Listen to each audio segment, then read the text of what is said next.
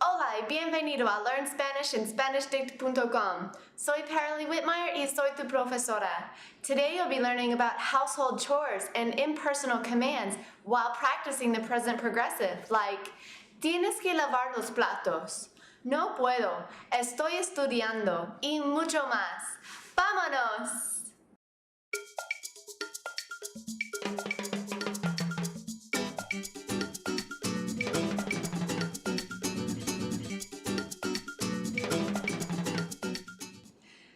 Nadie le gusta una casa sucia.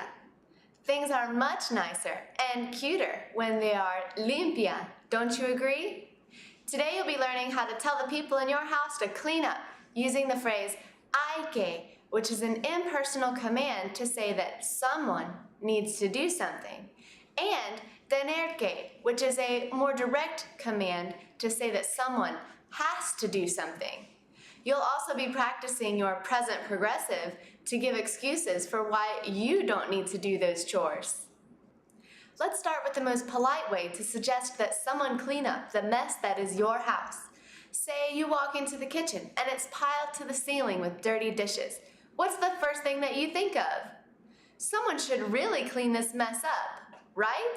Here you're implying that someone, but probably not you, should get to work and clean up those dirty dishes. And you're hoping that someone hears what you said and actually starts washing. To do this in Spanish, all you have to say is hay que, which in general means someone should, or someone has, or it is necessary, and you follow it up with an infinitive. Do you remember what an infinitive is? It's the basic form of a verb in Spanish, and it always ends in AR, ER, or IR and means to something. For example, in the kitchen, los platos están sucios. Hay que lavar los platos. Hay que lavar los platos. El suelo está sucio. Hay que barrer y fregar el suelo. Hay que barrer y fregar el suelo. El cubo de basura está lleno. Hay que sacar la basura. Hay que sacar la basura. ¿Está bien? When using hay que, make sure you don't conjugate the verb that follows. It always has to stay as an infinitive, even if you don't directly translate it as to something.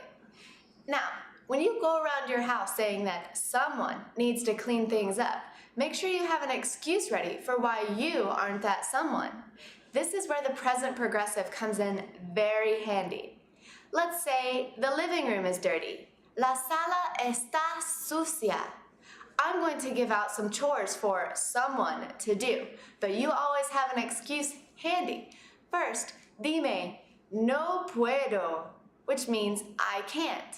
Repite, no puedo. Bien.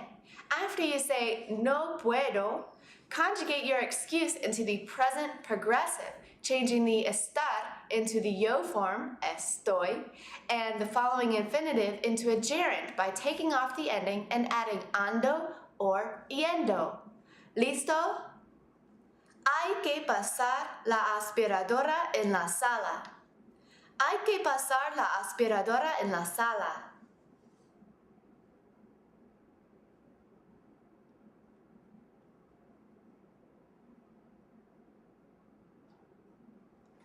Hay que quitar el polvo en la sala. Hay que quitar el polvo en la sala.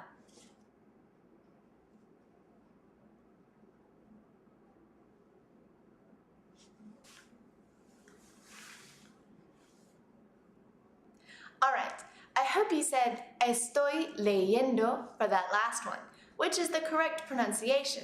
But if we spell it like the rules tell us to spell it, take off the ER and add I-E-N-D-O, it looks kind of funny, and it's hard to pronounce with all three vowels in a row.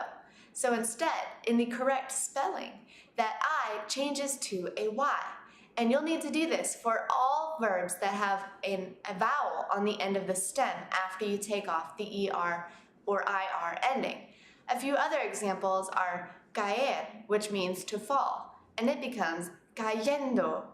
And traer, which means to carry, becomes trayendo. All right, let's move outside. Chores outside during the summer can be unbearable, so I hope you have some good excuses this time. Don't forget to use the present progressive.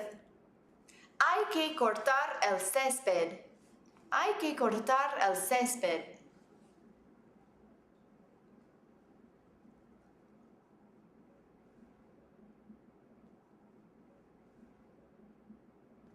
Hay que regar las flores. Hay que regar las flores.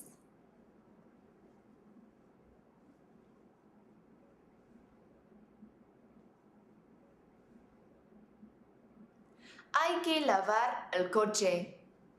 Hay que lavar el coche.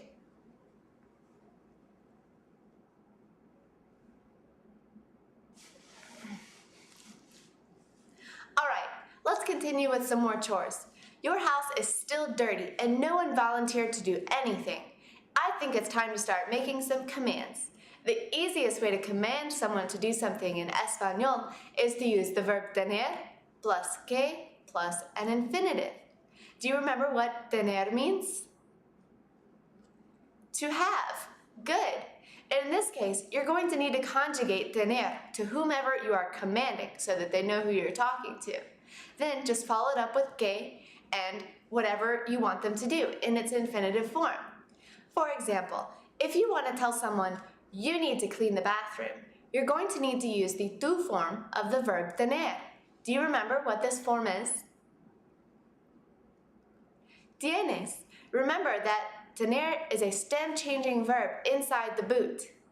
So if you wanted to say you have to clean the bathroom, the full phrase would be Tienes que limpiar el baño. Tienes que limpiar el baño. Easy, right? All you have to do is conjugate tener to the person you are commanding, follow it with que, and then the chore in the infinitive form. So why don't you practice commanding your housemates to clean it up? I'll give you the subject in parentheses, and then tener, which you need to conjugate to that subject, and then a new chore. You don't need to do anything to the new chore. Just say it out loud after you conjugate tener. For example, here's a picture of a man tidying up the living room, or straightening up the living room. The subject in this case is a person's name, his name. So you would conjugate tener to the third person singular, tiene. Ramón tiene que arreglar la sala. Ramón tiene que arreglar la sala. Ramón has to tidy up the living room. Es todo. ¿Estás listo? What does Maria have to do? ¿Qué tiene que hacer María?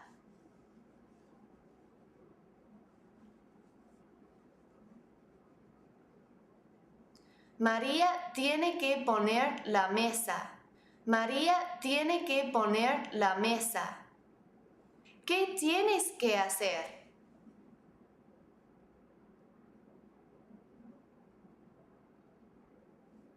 Tienes que lavar la ropa. Tienes que lavar la ropa.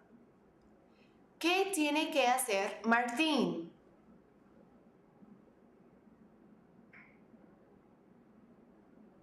Martín tiene que planchar la ropa. Martín tiene que planchar la ropa. ¿Qué tienen que hacer?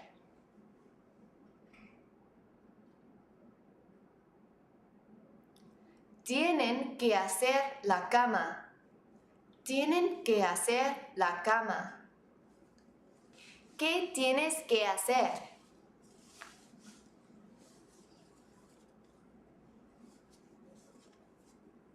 Tienes que dar de comer al perro. Tienes que dar de comer al perro.